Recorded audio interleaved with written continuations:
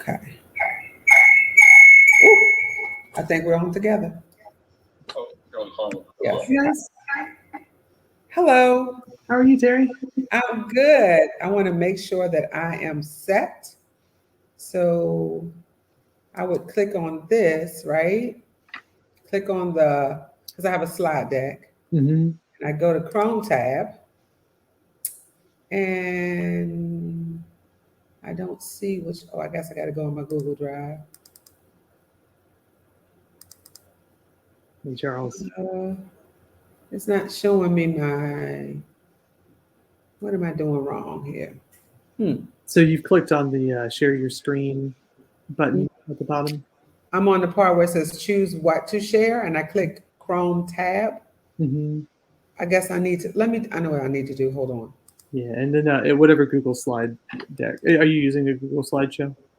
Yep, I need to actually open it so it'll be a tab to select. Let me try that again. That should do the trick. Chrome tab.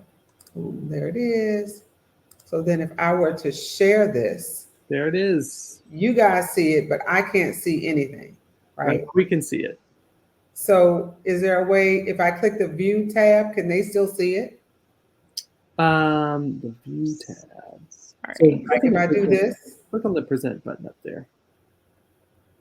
So can you guys still see it? Mm-hmm. Can still see it. There we go. Now we see it in presentation mode. And so can I click on it? I can't click on it if I'm seeing you guys though, right? Yeah, you'll have to actually be in the presentation though. Gotcha. Got you. Now, okay. All right. Hey, Erica. Okay. Hi, how's it going? Good to see you. Good, you too. Sorry, my dogs are jumping all over me. Trying to get rid of them. They're trying to work from home. Yes. So I guess I'm good with I did the video and audio, so that my video should be heard then, right? Mm-hmm. Okay. Yeah, it should be good. What's wrong, Spain? Huh? You're muted. You can't unmute. When you click the microphone button, does it let you unmute? Come on in my office, grab a chair. Got it. We got it. I got it. Good. All right, perfect. Good morning, everybody. Good morning. Charles, Vernon Johns Middle is well represented today. We've got Erica Daniels on our closing panel. Petersburg is busy in here today. We are busy. Yeah. Give people a minute to join in.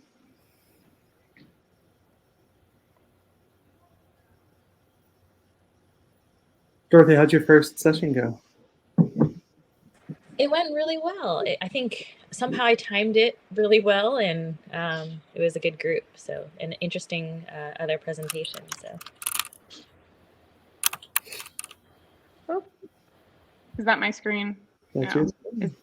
Is it? Okay. Sorry.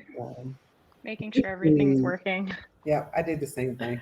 And Erica and Chinchi, is Brandon going to be presenting with you? He's supposed to be yes, he said he would be here. Okay, gotcha. We'll give it another minute here. Let him hop in.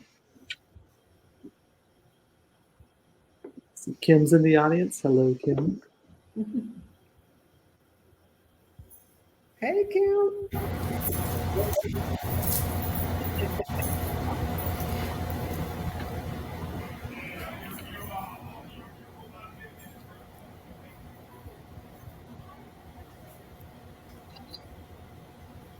And so we have 3 presentations for this session, so everybody will have around 15 minutes to present, and I'll keep track of the time. I'll give you a 5-minute in the chat to keep you posted on what your time is.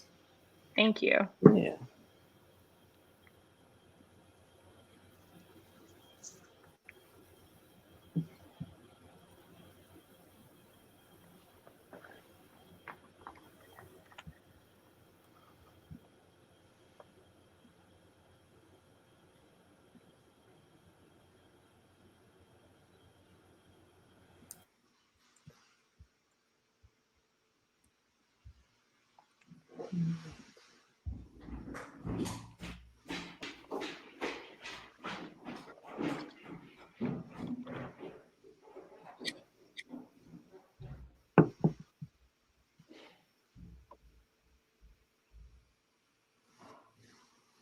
Has anybody checked out the networking feature in Hopin yet?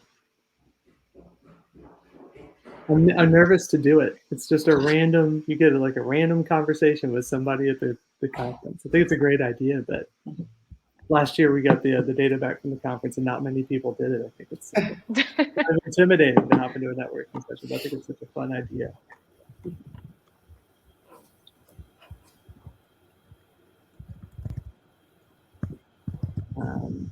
Well, I just want to make sure that we have enough time for everybody to do their presentation. Erica, Chinchi, would it be okay for us to get started? And maybe Brandon, whoever joins, he can hop in. Would that be okay? That sounds great. Sure. All right, let's plan on that. Well, welcome everybody. So this is session 7, which is promoting equitable academic opportunity from kindergarten to college. I've been looking forward to this session since we created our program because I think that this is a really cool illustration of why it's important to provide access to advanced coursework opportunities throughout the K-12 pipeline. So we're going to look at this from elementary school all the way through college, and we've got some really amazing experts to talk about this from a research and a policy and a practice standpoint. So this should be a great session. A couple things to point out as we're getting started. Feel free to post any questions that you have in the chat. You're also welcome at the end, whenever we do around 10 to 15 minutes of Q&A at the end.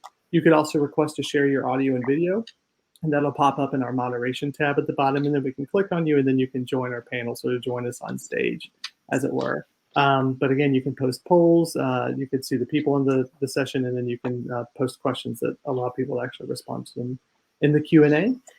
Again, my name is David Naff. I'm the Associate Director of MERC. I'm chairing this session, and I'm going to introduce our panelists and then get out of the way to let them talk. First, we have Erica Ross, who's a PhD student in Research, Assessment, and Evaluation at Virginia Commonwealth University in the School of Education. We have Dr. Chen, who's an Associate Professor of Counseling and Special Education in the VCU School of Education. We have Brandon Lee Lucas, who's a Research Assistant in the VCU School of Education and with MERC. We have Terrie Allsbrooks, who's the Director of College and Career Readiness, which sounds like a really cool job, in Petersburg City Public Schools. We have Charles Spain Jr., who's the principal of Vernon Johns Middle School in Petersburg City Public Schools.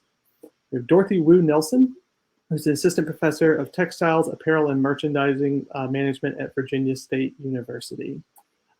So everybody will have around 15 minutes for their presentation, and we will go in the order of the program. So I believe Erica, Chinchi, you guys are up first. All right. I am going to share my screen. And I apologize for all the tabs. Can everyone see my slideshow? Yes. Yes. Wonderful. Okay, thank you. All right. So the title of our presentation this afternoon is Advanced Course Taking in the MERC region. And we are focusing on, this is just a snapshot of this big project David mentioned earlier. This is just looking at the 2018-2019 data.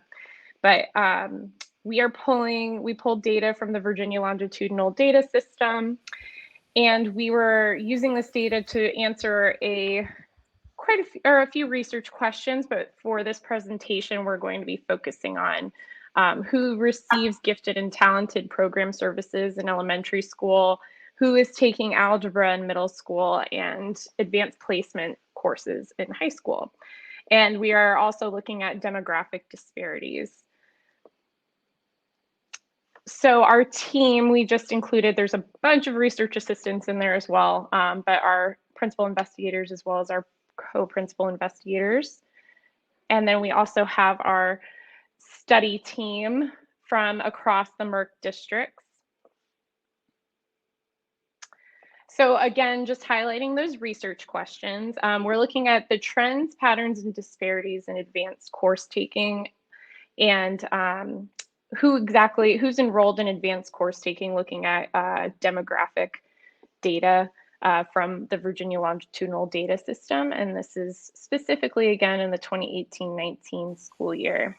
And we focused on elementary, looking at gifted and talented, not necessarily just Algebra 1 in middle school, but Algebra 1 is our baseline. So anyone taking Algebra 1 or a higher level course in middle school, and who is taking advanced placement courses in high school.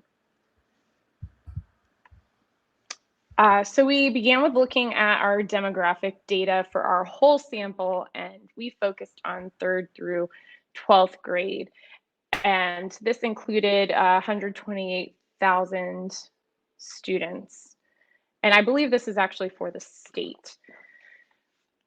And so you also have, we have a little table on the side to give you a perspective of proportions. So, or percentages. And when we move on into the later slides, these will be done as proportions. So you can see, for instance, what proportion of students are taking, in our next slide, gifted, who are female, or an English language learner, and the other demographic data that we have included. So our first question we wanted to look at is what students are being identified as gifted. And I thought that this analysis was really timely, given, just to put a little plug in for the MERC reports. They have their gifted report, and I'll talk more about that in a second when we get to a later slide. But it was pretty cool because they actually have some national data about a lot of this demographic data. So we were able to, it was cool to look at that and the Virginia data that we have as well. So as you can see, we have some percentages here, and these percentages indicate the percentage of the students identified as gifted out of the whole sample. So the percentage of females identified as gifted, males, race, ethnicity, non-English learners and English learners, and non-economically disadvantaged students and economically disadvantaged students, as well as whether they have a disability or not.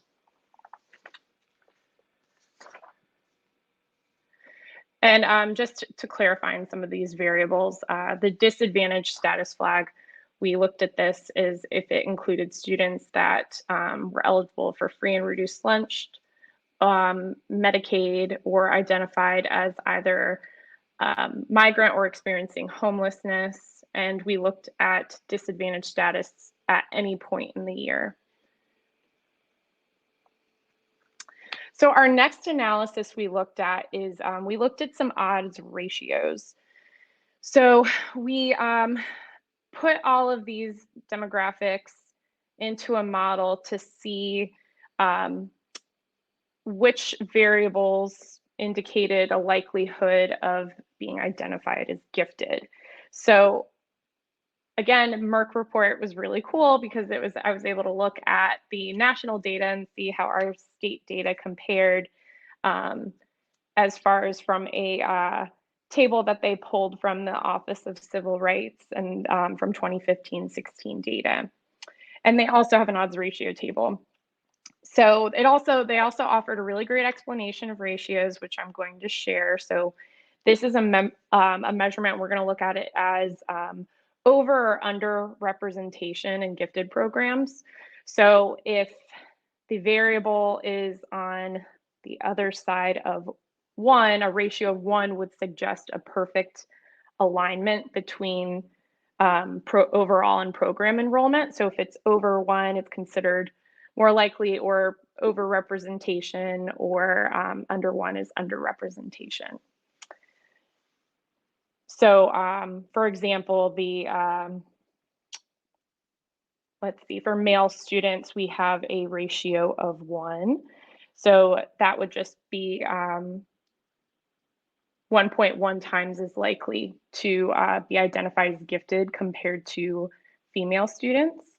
And when we look at our racial demographics, so we have a reference category to make these comparisons, and our reference category was female, a white student, a non-English learner, not considered economically disadvantaged, and did not have a disability. So when we're making these comparisons, that's what we're comparing to.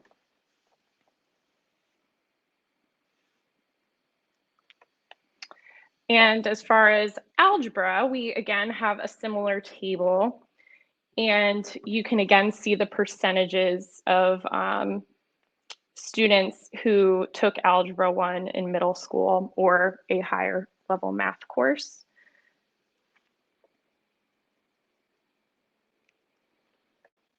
And we have our odds ratios here as well, and again, thinking about our reference category. So this is comparing likelihood between females and males, white students and students from other demographic backgrounds, non-English learners, non-economically disadvantaged students and economically disadvantaged students, and students without a disability and students that do have a disability. So this could be interpreted, for instance, a ratio of 0.52 would indicate almost half of the expected representation.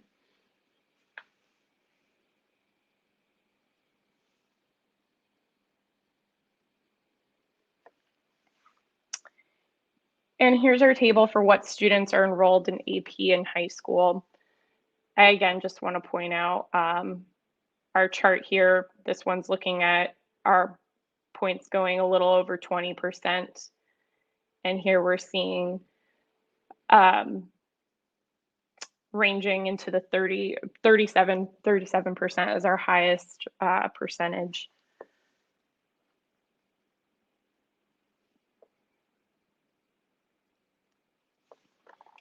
And we have another chart on the odds of taking advanced placement in high school. And these will also be really interesting to compare, thinking about just advanced course taking is from the elementary, middle, and high school, to see how these variables and the likelihood changes from those different levels. So here again, we're seeing that compared to our comparison group, a lot of our variables here are less likely, and consistently we see a lot of the ones that have remained on the less likely side to be less likely to take any advanced courses compared to our reference group of female and white and a non-English learner, not economically disadvantaged, and not having a disability. The one thing I will say to consider when taking and this is again highlighted in the MERC report in the AP section, was they also talk about other factors that impact advanced course taking, I think like motivation being one, but this is just pulling from the demographic data. So I know we don't have a lot of time, but just some questions to think about as we go through these, as you've heard this presentation, and when we have some discussion time at the end. And what are some implications of this work for our policy and practice? And did this work raise any questions for you as to things we can pursue in the future? And how does this work connect to our theme of the promise of public education? And if we have a minute, does anyone have any questions or want to see any slides again?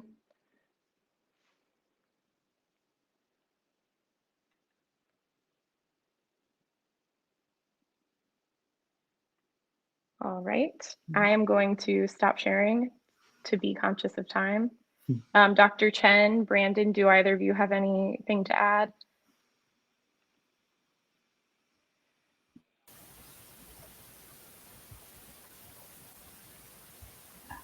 Can everyone hear me?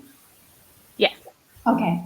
I think, Erica, thank you for your presentation. And, you know, if you look at the advanced course taking, like from elementary to middle to high school, we can actually realize there's a consistent pattern like found. I mean, in terms of demographic disparity throughout, you know, different developmental like stage 2. And I think, like Erica really, using the guiding question as well as the information to help us to think actually further down the road, how as a researcher how are we going to approach this data and really delve into the phenomena and also the disparity and the pattern throughout, but also think of what's the implication for for the future research and practice and policy too. So I think this is a really good moment to think about that. But I also want to be really judicious about everyone's time. We can kind of come back to take a and also, discuss the detail too.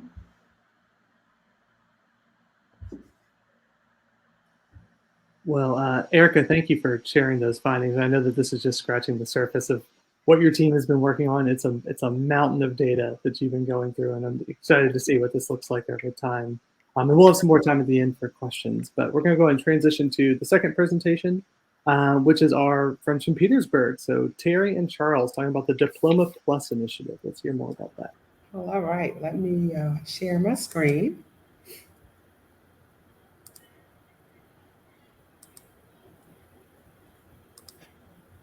All right, can you guys see my screen? Yeah. Okay. So first of all, thank you guys for having us. We are very excited about being able to share what we're doing in Petersburg. We have a new initiative called the Diploma Plus Initiative. We want to talk a little bit about what that really is, the courses we offer, the data that we use to drive our decisions, and hot off the press, the next steps and accountability.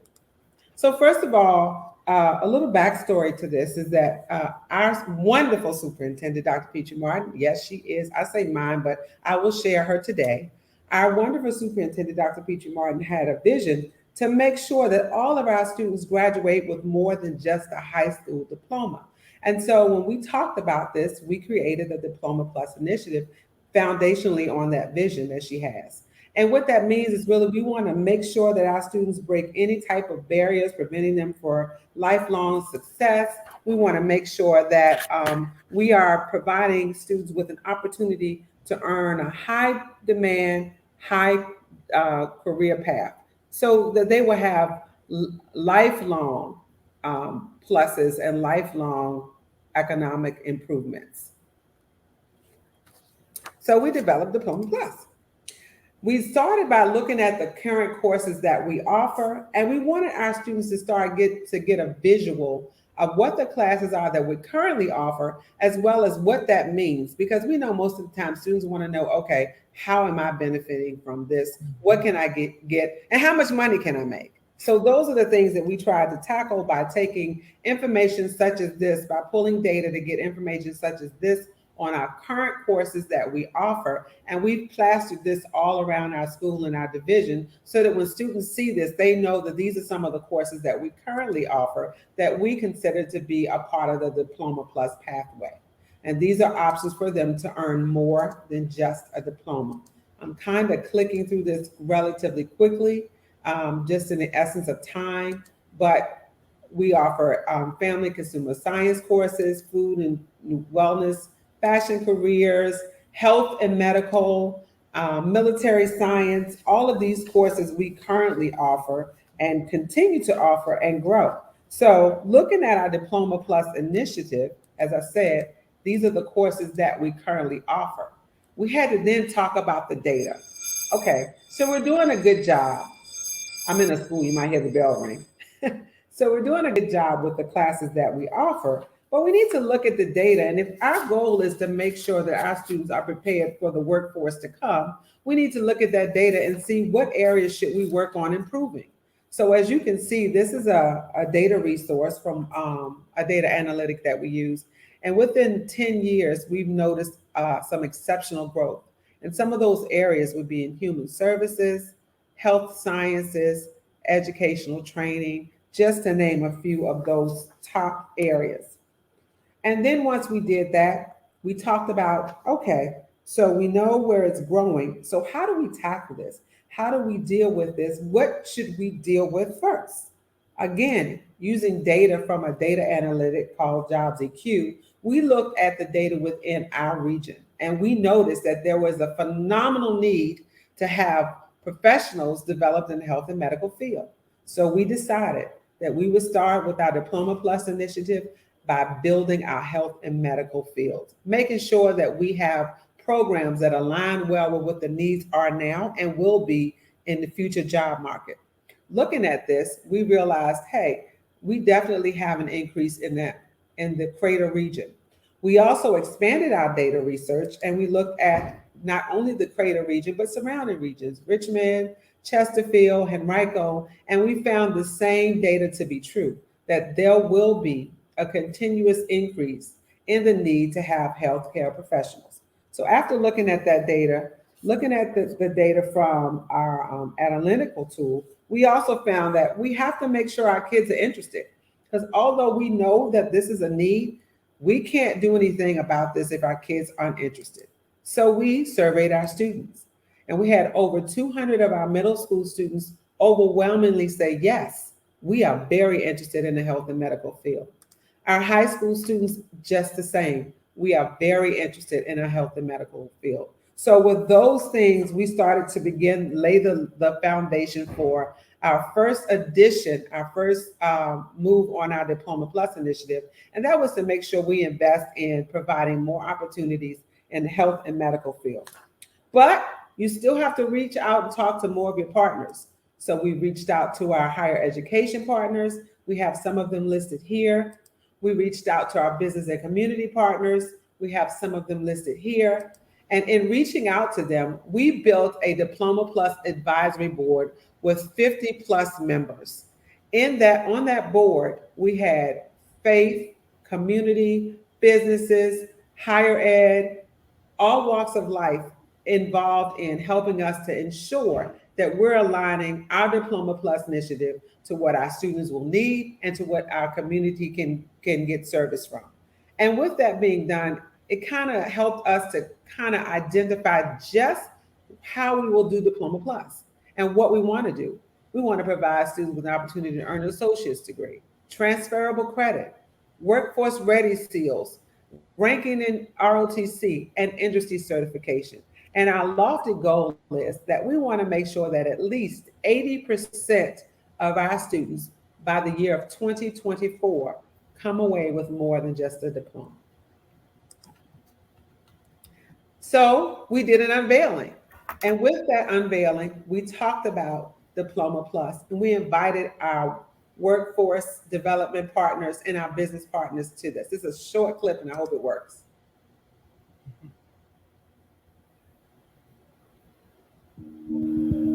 The Diploma Plus initiative was unveiled today. We have been working on this for about 2 years. This is an initiative that will give our students more than a high school diploma. It will give them a Diploma Plus. We are focused on careers that are high demand and high wage.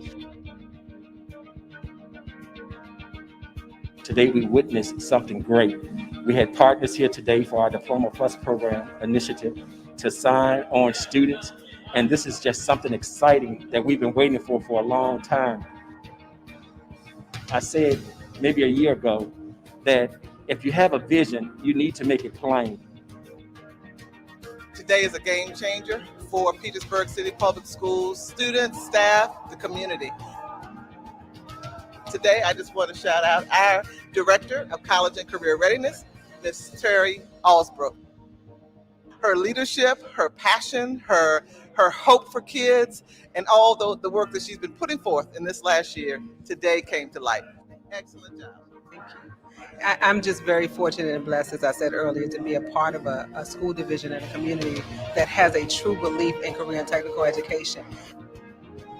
Claude Moore Charitable Foundation is proud to sponsor the Claude Moore Scholars Health Sciences programming and really the inauguration of your Diploma Plus initiative. We're excited about the opportunities that exist for Petersburg City School students, and we look forward to the continued success stories. Congratulations on a job well done.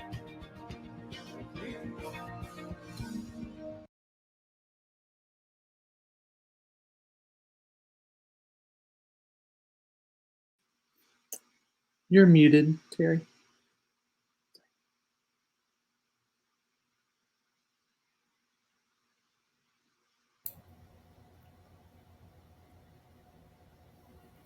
still muted. How about now? There we go. All right, let me get back to the video. Sorry.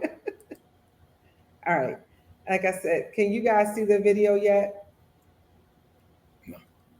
All right, I will put it back up.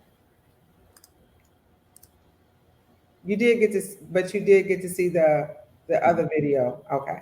Yeah. Are we back now? Now. You don't see the video? We see the PowerPoint, not the video anymore. Okay, all right. So the PowerPoint. All right, so we're at next steps, right? Yeah. All right. So in the unveiling, that was the beginning of our process. We started the hard work of determining what Diploma Plus looked like. We started working in the health and medical field, and we are continuing to grow and improve. And this is a continuous cyclical process that we're going to embrace. We're adding more courses. The courses that you see with a double asterisk, we just added. The single asterisk we currently have. And those are some things that we're looking at to improve as we go on.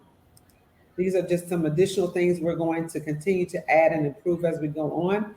But we also realize that we're working with the high school. We need to also look at our younger students as well. Mrs. Spain?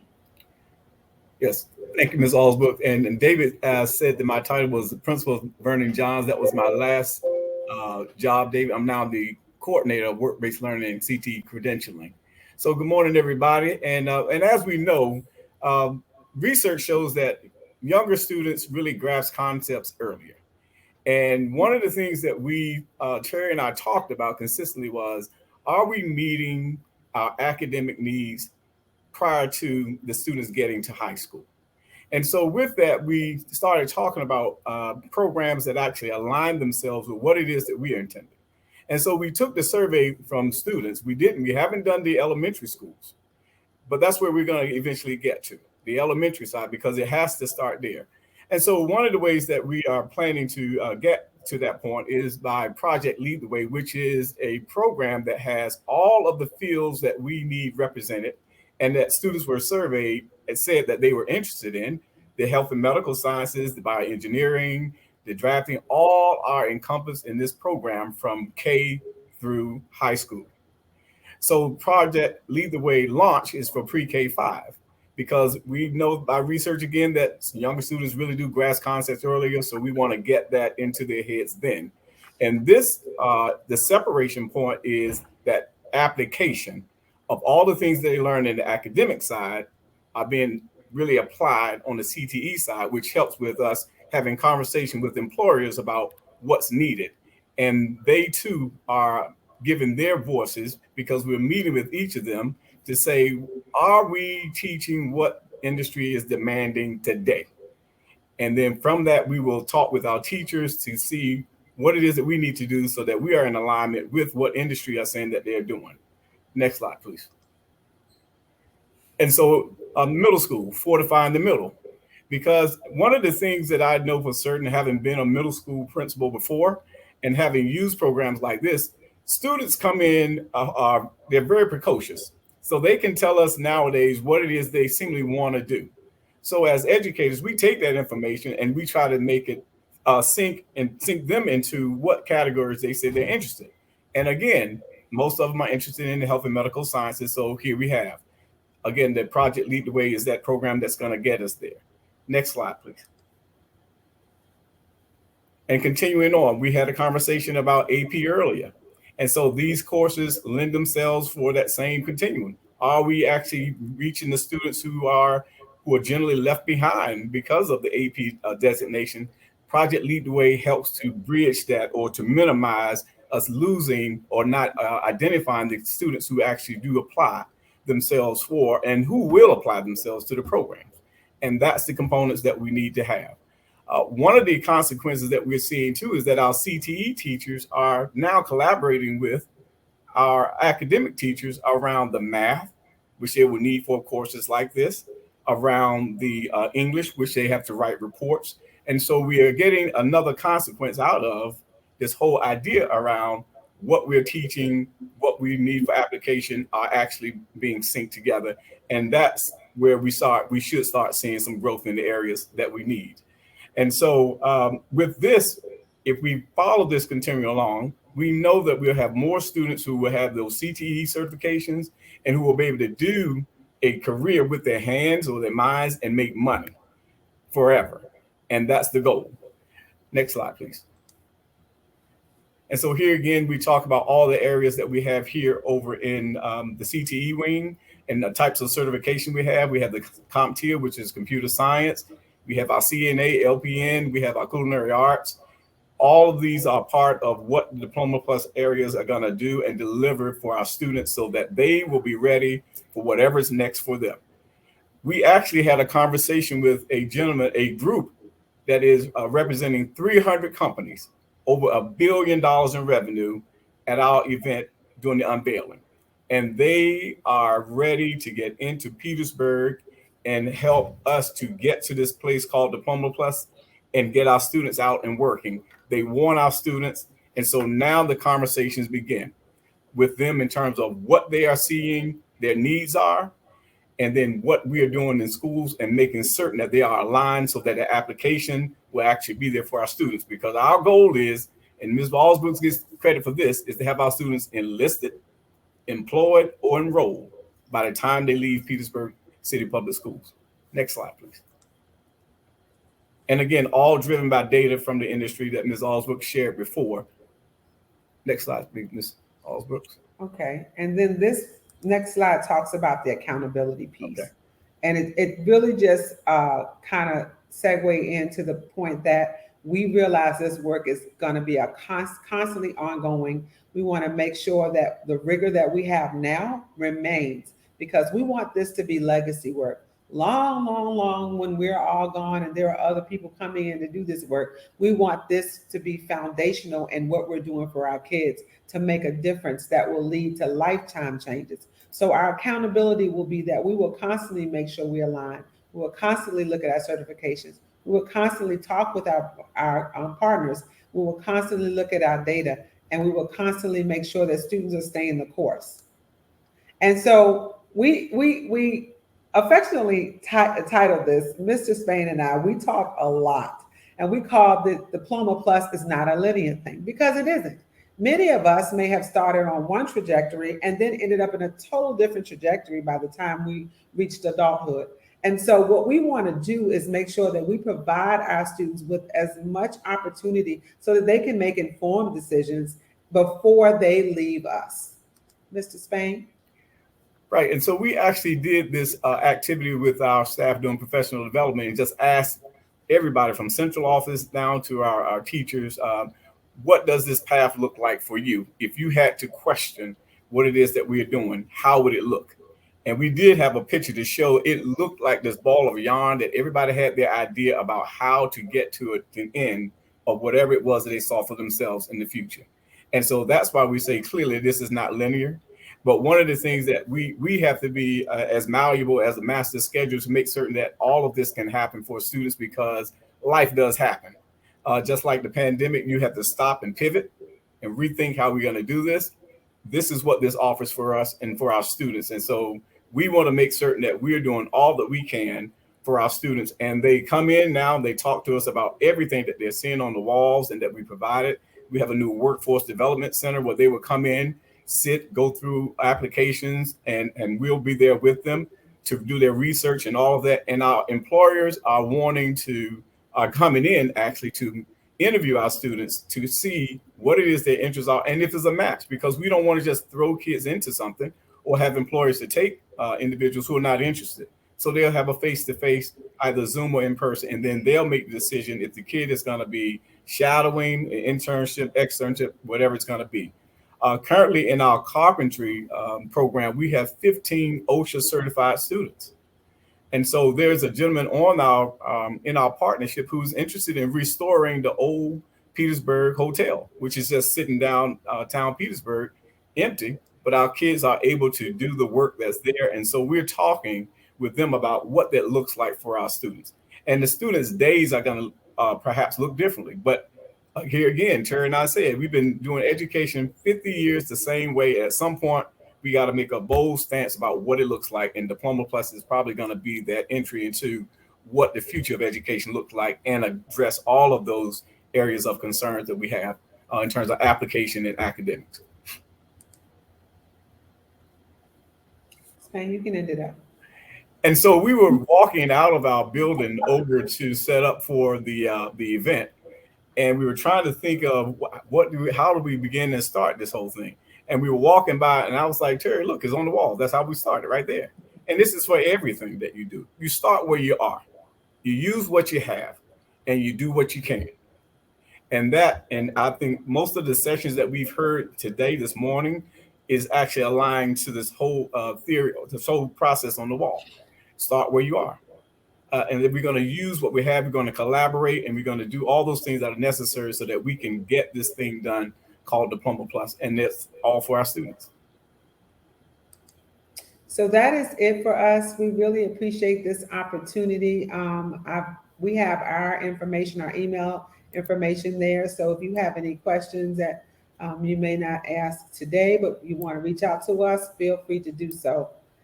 I'm going to stop sharing so that I can see, because I can't see anything. And that is it. Thank you both. What a dynamic program. I'm really eager to keep close watch about how this continues to develop over time, and the kind of data that you collect about the effectiveness of the program. I think is going to be really fascinating to follow. And the connection between family and consumer sciences is pretty serendipitous, because that's Dorothy's field, and she is up next. So Dorothy, take it away. Thank you. So I will share my screen as well.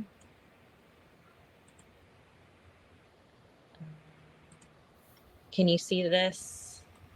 Yes. Okay, great. So my name is Dorothy Nelson, and I will be presenting today on the role of faculty in recruiting students at a historically Black college. Really interesting, the last presentation was talking about the role of family consumer science in the Diploma Plus program. So just a little background information. My colleague, Dr. Jada Brooks, is in the background here today, but she's also a professor at Virginia State University. We're both in the Family and Consumer Science program.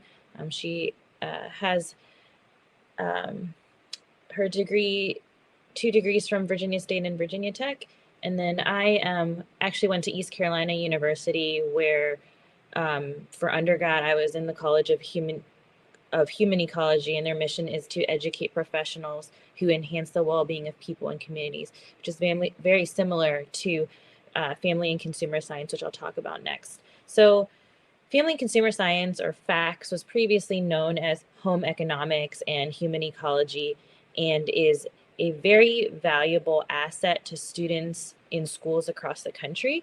Some programs do offer programs specific to family and consumer science, while others have kind of chosen a different concentration areas as part of their programs. So currently, family and consumer science focuses on families, individuals, and communities, considering their relationships and their resources that they require.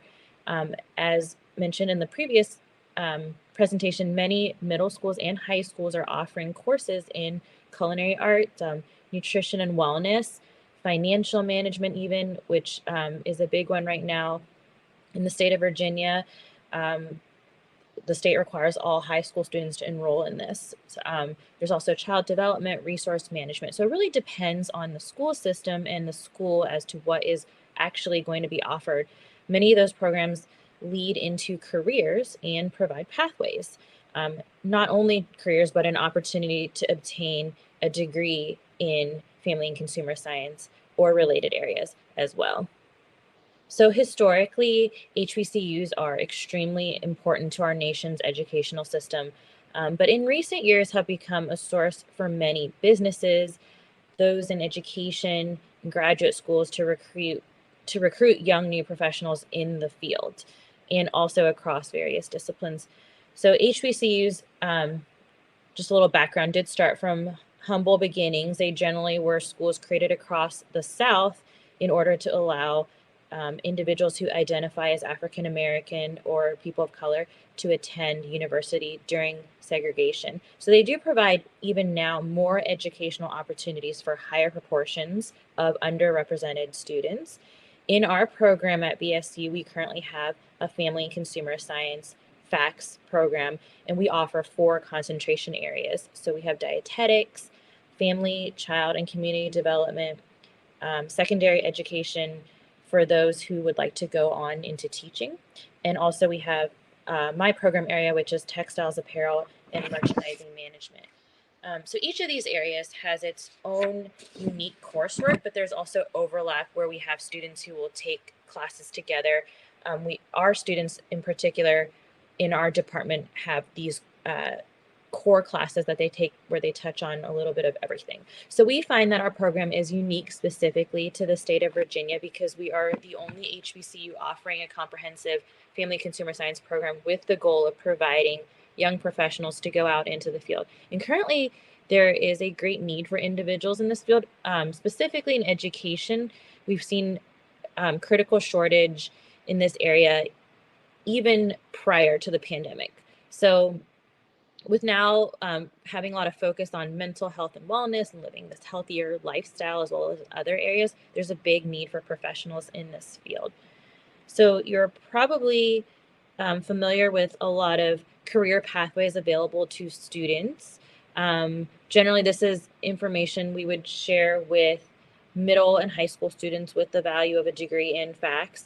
Currently, as many other schools are also experiencing, in the past 5 or so years, we've had somewhat of a decline in our department as far as students that are choosing family and consumer science as a major. We are seeing an increase in minors.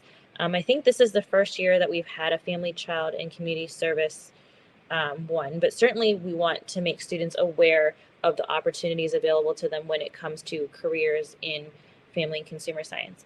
So Dr. Brooks and I serve on the recruitment committee for our department. We've set different recruitment goals as far as growing the department, maintaining our enrollment through new students, coming directly from high school or transferring in from community college, but then also established students on campus. So we have new students every year coming in. They're coming in undeclared, or they might switch their majors, or they come in as a non-major. And the university gives every department the chance to talk and meet with these students. It's easier for some departments who have better access to these students, maybe those that are in like general education courses like math, English, and sciences. It's easier for them to see these students and kind of reach out to them because they see every student that comes through that's required to take these prerequisites. But for us, we kind of have to make more of an effort since our courses are going to generally be not required, and they're going to be chosen as an elective for them unless they're a major. So that's something that we have to keep in mind. Our intention is to attract more students into the field. So we're providing those areas within our field, more professionals and more diversity upon graduation, but also making sure to increase and maintain our graduation rates. We need to provide helpful resources for the students that we do have. So Dr. Brooks currently teaches an introductory course seminar that all of our students in the department have to take, and she's currently providing a number of additional resources to help them transition from their first year at BSU into their coming years. And BSU also has a program for incoming freshmen. It's called Academic Center for Excellence, or ACE, and where they're advised by an advising center on campus. So this is the first semester where we have decided to advise our own freshmen so that we can kind of make those connections within our department earlier and hopefully help them stay on the right trajectory towards graduation. So our current recruitment efforts have evolved throughout the years. We do departmental tours, which may be a little different than what you see at other universities.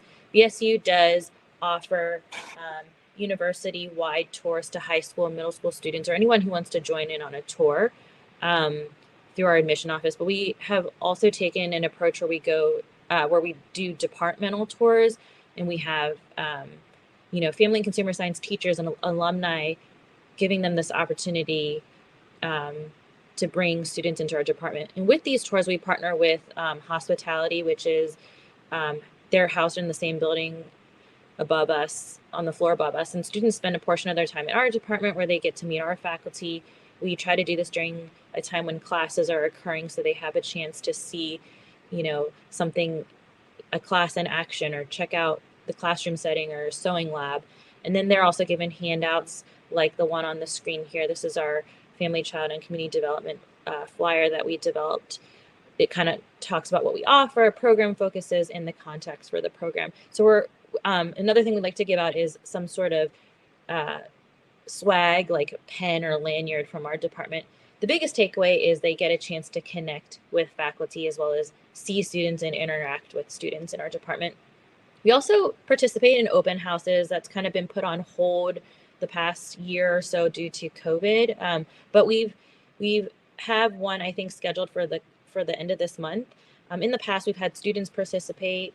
Sometimes, like, a student might wear a garment they designed, or they might set up mannequins, just something visually appealing to draw them in, try to engage them in conversation, have swag available. Those are, this is going to be nice for those that have intention to apply to the university or to maybe join our program. We also offer special programming and individual visits.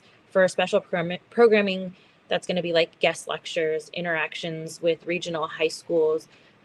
We've been able to do stuff via Zoom during the pandemic. We also like to reach out to guidance counselors so they can send information to their students who are interested in family consumer science career paths, and so that they know what we offer here. And I think there's only 3 other comprehensive programs in the state, and we are the only HBCU that offers the program. So that's great information to share. A couple weeks ago, Dr. Brooks and I actually presented at a virtual college and career expo for 3 local high schools. So that was really fun. Got to speak to some students in different classes. We also think it's important to network with our local family and consumer science teachers. When the pandemic isn't going on, being able to go talk to them in person. We have something unique this year. VSU has an initiative for students living within, I think, 25 miles, and they meet admission requirements and are considered Pell Grant eligible. So a household coming from a certain income, they would get tuition remission, and then they, I think they've accepted 300 students in the program. So this is a great thing for us to use for recruitment purposes. We can say to the local students, there's this great opportunity at our university to earn a degree, and then your tuition is covered. It's a great incentive. So I'm not sure how long this will continue, but it's one of the unique ways that we can reach out.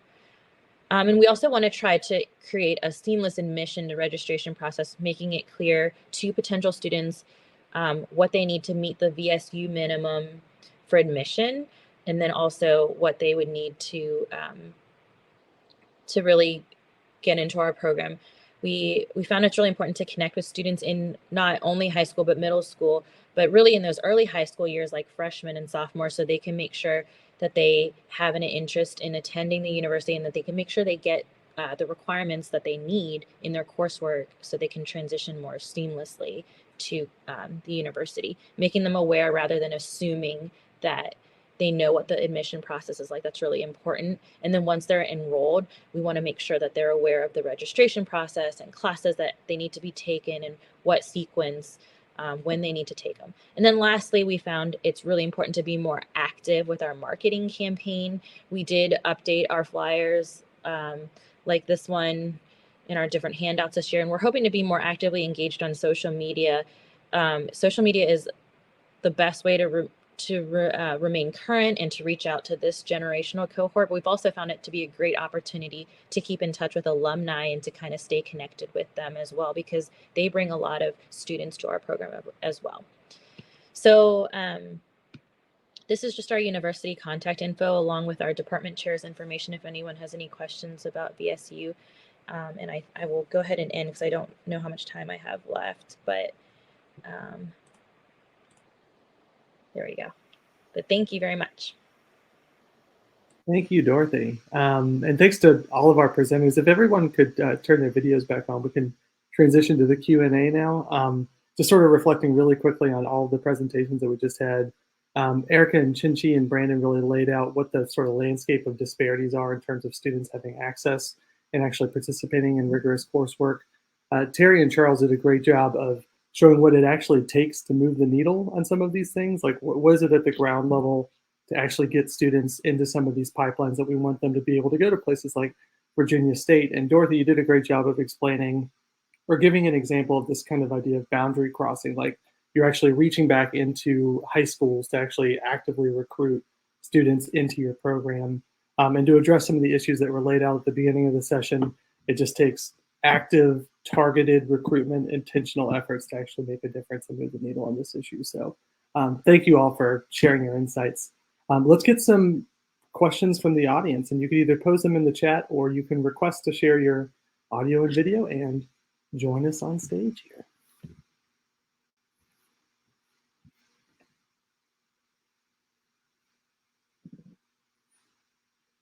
And while people are thinking of a question, I have one. This kind of goes back to my time when I was a high school counselor, and also what we've sort of been finding as we've been looking at the literature related to advanced coursework. A lot of times, at least at the high school level, you'll see students either engaging in rigorous classes like AP, dual enrollment, or taking career technical education classes. Because CTE classes a lot of times aren't incentivized the same in terms of GPA. But CTE classes are rigorous, right? And I think that there's a very clear kind of issue there in how we're conceptualizing our CTE classes compared to some of our other sort of traditionally considered rigorous classes. Does anybody, I mean, especially like Terrie, Charles, Dorothy, do you have any thoughts on sort of this overlap between CTE and advanced coursework and how we can promote this?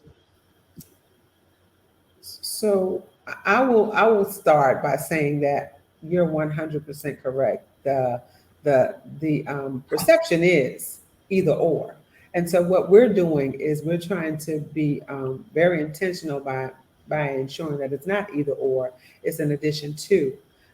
As Charles said, initially what we're doing is we're pairing our CTE teachers with our academic teachers. For example, there is a lot of chemistry in cosmetology. I mean, a lot of chemistry. And so many times people don't realize that, but when we have our chemistry teacher working with our cosmetology teacher, looking at the competencies and the core SOLs that correlate, and then bringing the classes together, that helps to break that whole visual boundary of either or.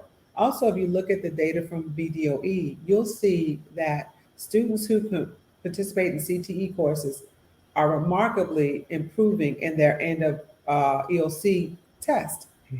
Like 90+%. I think one time it was 98%. I used to know about heart, but I'm getting old now. But I think it's like 98% of the students who participate in a CTE course do remarkably well in the EOC because they actually see the work.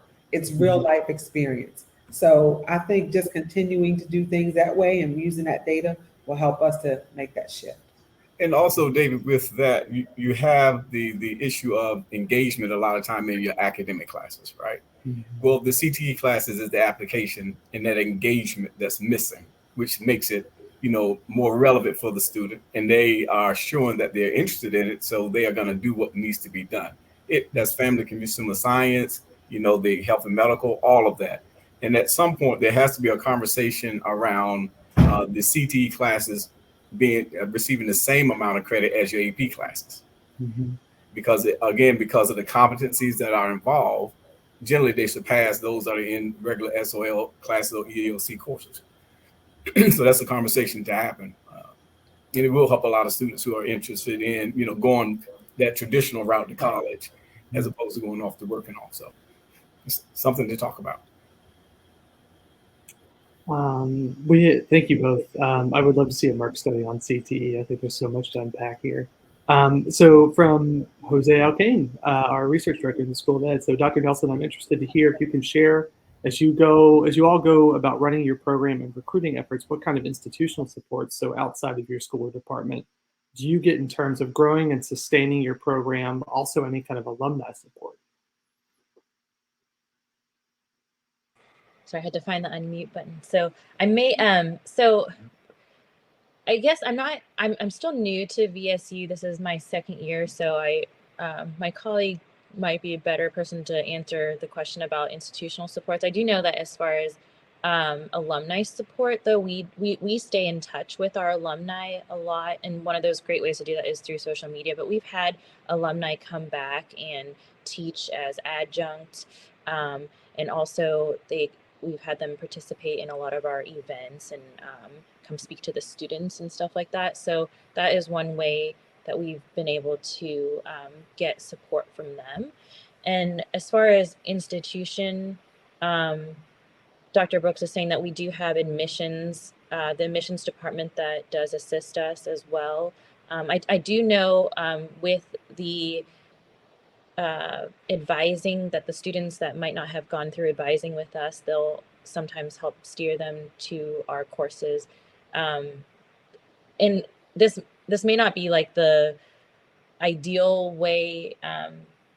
Sometimes advisors will encourage a student to take a particular elective, and it might, I hate to say this, but sometimes they think like, oh, this is an easy elective, I'm going to go take it. But then our job with that, at least in my thinking, is I want to try to recruit that student into the program by interesting them and engaging them, and them seeing like, oh, this is really cool and there's so much to offer here, and then kind of grabbing them in that way.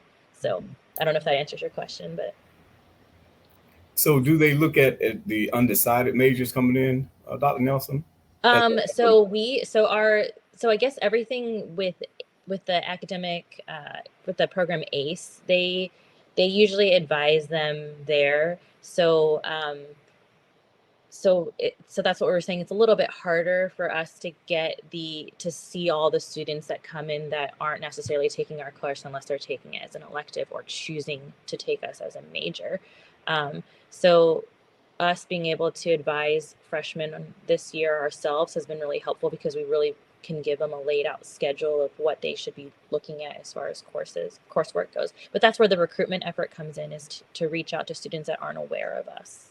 Dr. Nelson, I would love to talk with you off about, yes. I thought you had a question. I would love to partner with you with our teachers and make sure that we can start developing some next steps for them. Absolutely. We would love to do that.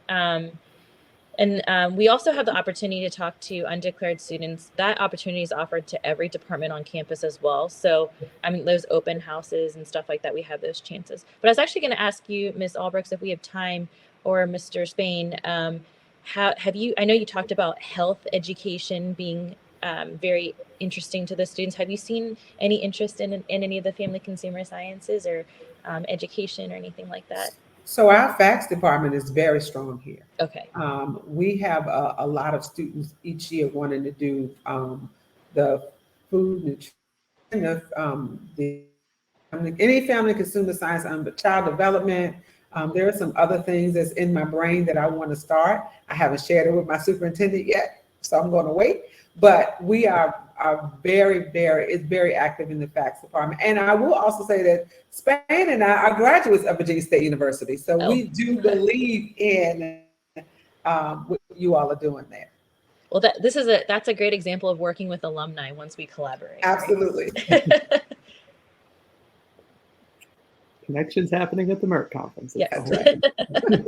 And we, this great timing. We just ran out of time for this session. So thank you to all of our excellent presenters. I know I learned a lot, and I'm coming out of this very energized to really promote CTE and to sort of make sure that we're doing more boundary crossing. But this is fantastic. Thank you all for your perspective. And folks, enjoy the rest of your day at the conference. Thank you. Bye-bye.